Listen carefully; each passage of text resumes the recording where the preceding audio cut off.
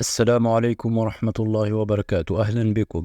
مباراة برشلونة وريال مدريد في الجولة 32 من الدوري الإسباني. سوف نتعرف على موعد المباراة والقنوات الناقلة والمعلقين، ولكن قبل البداية لا تنسى الصلاة على سيدنا محمد صلى الله عليه وسلم، وعمل إعجاب للفيديو واشتراك في القناة ليصلكم كل ما هو جديد. في مباراة الابتعاد بالصدارة الدوري الإسباني من ناحية الريال، وتقليل الفارق مع الريال والابتعاد عن جيرونا من ناحية برشلونة، وخاصة بعد الخروج من دور الأبطال على يد باريس سان جيرمان. يحل فريق برشلونة ضيفا قويا على خصمه ريال مدريد في إطار منافسات الجولة 32 من الدوري الإسباني على ملعب سانتياغو برنابيو. ويحتل الريال المركز الأول في ترتيب الدوري الإسباني برصيد 78 نقطة، ويأتي برشلونة في المركز الثاني برصيد 70 نقطة.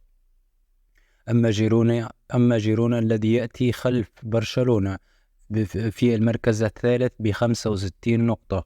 وتنطلق المباراة في تمام الساعة 8 بتوقيت الجزائر والمغرب وتونس، 9 بتوقيت مصر وليبيا والسودان وفلسطين، 10 بتوقيت السعودية والعراق وسوريا والكويت وقطر، 11 بتوقيت الإمارات وعمان، يوم الأحد الموافق 21 أبريل 21/4.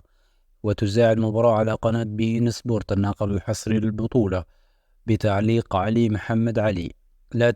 في النهاية لا تنسى أن تكتب لنا من تتوقع أن يفوز في كلاسيكو إسبانيا، الريال أم برشلونة.